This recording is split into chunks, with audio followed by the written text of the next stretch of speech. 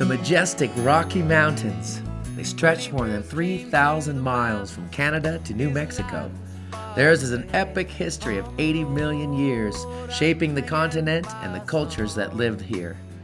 They are a vast frontier that has been both a barrier and a seduction, offering beauty, opportunity, mystery, and danger. There are still places amongst these magnificent peaks and valleys where man has never set foot.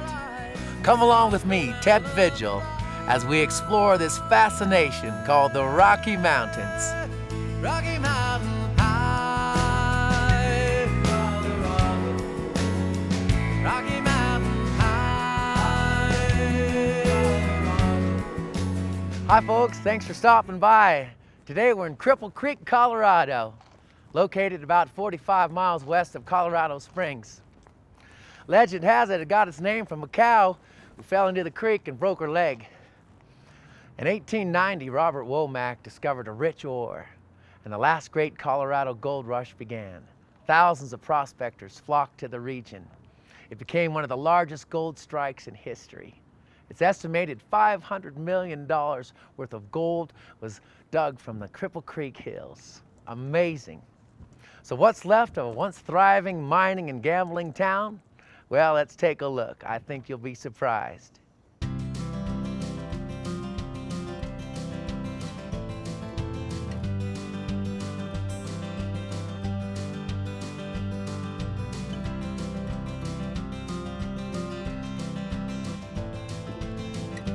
We're here outside Cripple Creek's newest travel and informational resource center.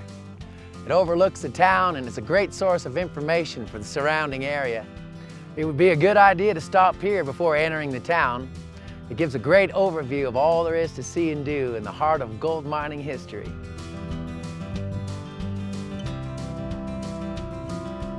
We kind of progress through the history. We start with the early explorers here. We talk about the Ute Nation, the Indians that were here originally.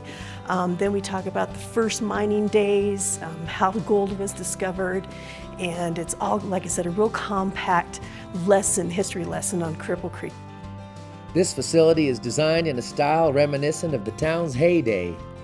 However, the technology is all 21st century. State-of-the-art doesn't begin to describe what awaits you here. There are multiple hands-on exhibits that combine interactive technology with audio and video techniques. So I like to share this particular display because it explains about all the different trains that used to come up here, of course, bringing supplies up to the residents as well as taking the gold ore down to Colorado Springs. So you can interact with this and it'll trace any one of the lines that came through here. We had railroads coming up from Canyon City, from Florence, from Colorado Springs, all coming up here to keep us going. We have a little tunnel kids can go in and kind of gives you a feel of what it would be to hard rock mine. Okay, I gotta do it. That's an experience for the kids to have. Yeah. Right. I can see where the kids would love that. Yeah, right? That's great. Before you leave, we'll give you any sorts of information maps, things to go see, places to see, stop, eat, stay. This is an opportunity to fully immerse yourself in the glory days of the world's greatest gold camp. Cripple Creek was founded on one thing, gold. And that gold came out of mines like these that can still be found all over these hills. And that's what gave this town its storied history. Back in the day, this was cattle country. A rancher from Colorado Springs brought his cattle up here every summer, and a man by the name of Bob Womack, who was part of the family but also worked here, come up here and stayed with the cattle every summer. And with his little bit of geology background, he kind of knew that there was gold-looking rock in the area, and he tried for 3 years to get people to believe him. And he finally took some down and got it assayed. So then they believed him, and then the rush was on. You had people coming up Ute Pass in droves, wagons across a rickety one-way road. Eventually, as the city started to settle, of course we went from 15,000 to 1,500, or excuse me, 15 residents, 50,000 in less than a decade. Wow. You've got to get a lot of things up here. Yeah. With the railroads, they brought a lot of items up here to keep people families fed and clothed. And in fact, we were probably bigger than Denver at one time. And people would come up to Cripple Creek to go shopping because we had better shopping facilities than they did in the other cities in Colorado. The Cripple Creek Victor Gold Rush was the greatest gold rush in the U.S. We took more gold out of Cripple Creek and Victor than California and Alaska's gold rush combined. Out of Cripple Creek, we had the first millionaires come out of Cripple Creek for the state of Colorado. Yeah. Unfortunately, Bob Womack was not one of them. He unfortunately died broke. His gold mine he sold to somebody for $500 and a case of whiskey because he liked his whiskey a little too much.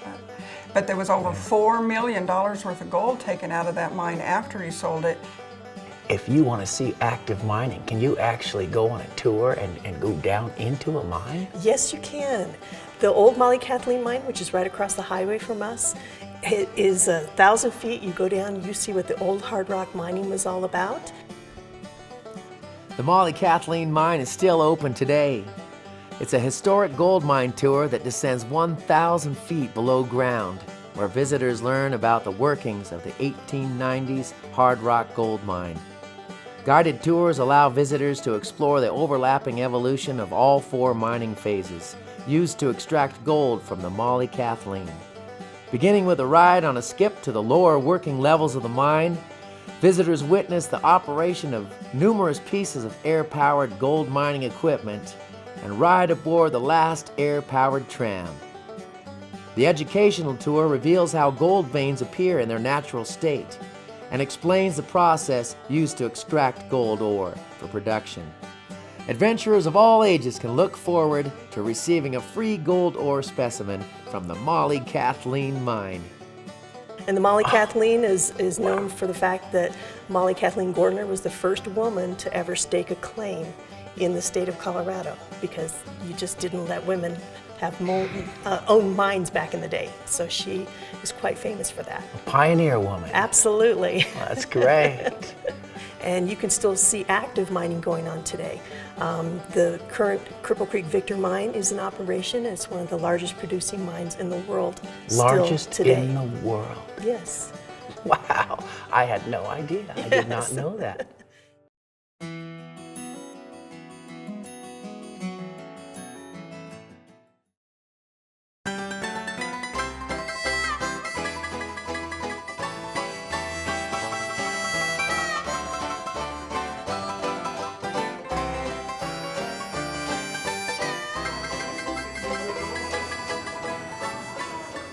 Frontier miners were used to taking chances, so it's no surprise that with gold came gambling.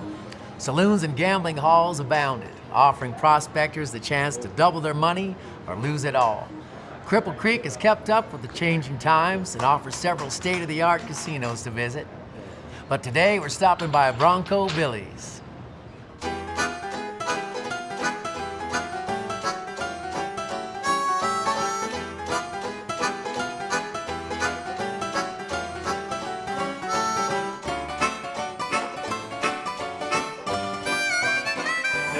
Hey, Mark. Mark Murphy, General Manager at Bronco Billys. Yeah, nice to meet you. Nice to meet you. You want to go over and sit at the roulette machine? Sure. All right. Well, hey, Mark, it's great to be here with you at Bronco Billys.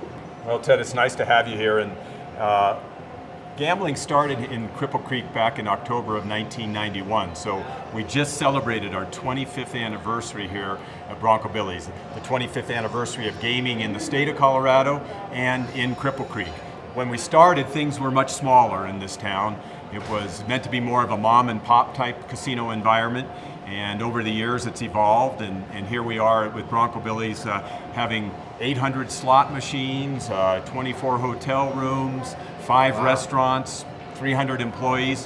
When I started this casino back in October of 1991, I had 50 employees, 100 slot machines, and a little 25-seat restaurant. So things have really changed over the years. The town was originally a tourist town, an old gold mining town, and now we have a combination of not only the gaming industry, but the tourist industry, and also the gold mining industry. And tourists when they come to town or visitors when they come to town can enjoy not only the industry but the restaurants, lots of restaurants in town, lots of hotel rooms.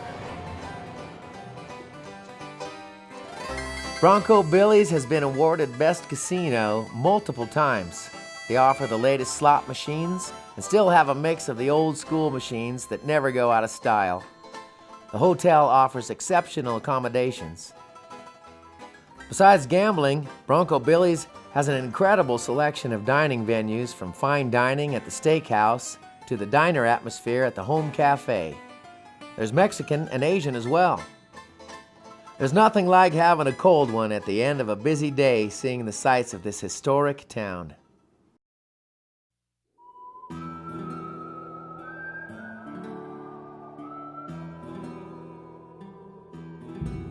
In the late 1800s, the promise of an easy fortune lured many people to the gold mines. In just 10 years, the population grew from 15 to 50,000. Like every other western gold rush town, Cripple Creek had its fair share of miscreants and troublemakers.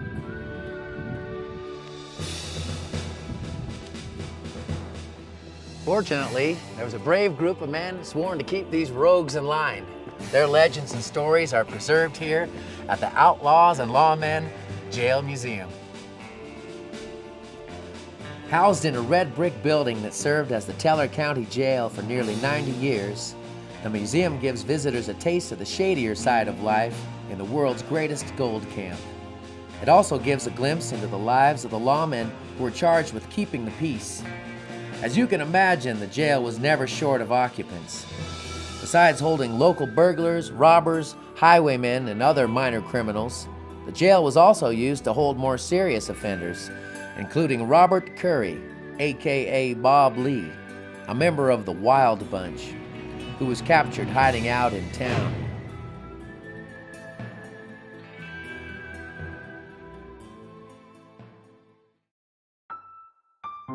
This is the Homestead House, Colorado's only bordello museum.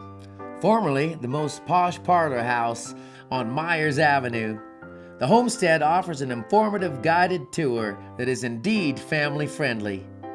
You're sitting in the last of the parlor houses of Cripple Creek. At one time, there was 5 city blocks and 350 girls working on this street due to the large population back then, mostly of men, come here for the gold mining. So tell us a little bit about what it was like back in the day and who ran this place. This house was built by Pearl DeVere. Well, of course, Pearl built her first house here in 1892 because the gold rush started about 91. It was a wooden structure that burnt down in 1896, but Pearl wasn't going to lose much money as she had this house rebuilt in brick within 4 months. We were the most expensive parlor house on Myers Avenue. You have to understand that only the richest, most prominent men came here. She charged big prices, but we had at least 24 millionaires here, so there was no shortage to help. Now, Pearl was known to be quite a stunning lady, rode about town on her black stallions, but she was also known to be quite a philanthropy person, I would guess you would say, but loving person. She helped the schools here in town, the churches, she gave them money. If a miner was killed in an accident, she was one of the first who sent assistance to the family. We also found an article where she bought the boys of this town their first baseball uniforms so they didn't have to pay in their underwear in Victor. In this place, when people come to visit, most of the house is in the original form, is that right? In the original furniture? I wouldn't say every piece of furniture is original, but most of it, and we've, was brought back in or was here. We were very lucky that this house is still standing and so much was left behind. Yeah, it's such a beautiful place, and I'm sure people would love to come and visit and hear the stories. Yes, and we do a half-hour tour that tells them all the stories, the history of the house, stories of Pearl. So I think they get their money's worth for $5. Oh, certainly.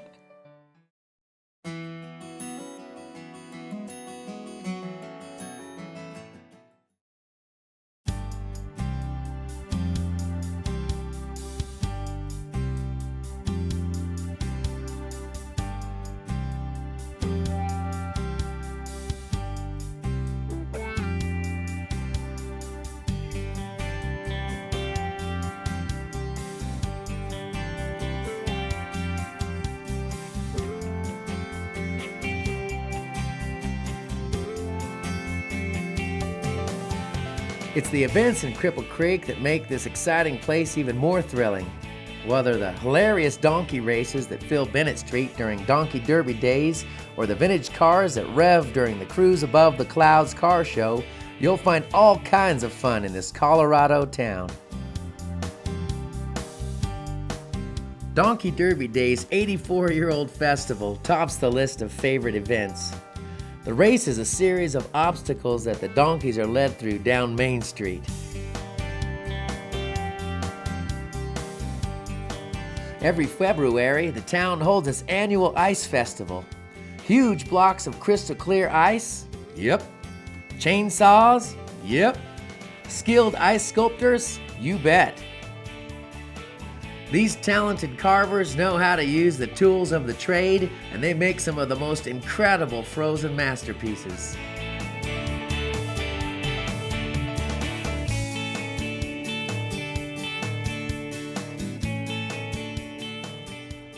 Well, it looks like we're at the end of the day here at Cripple Creek.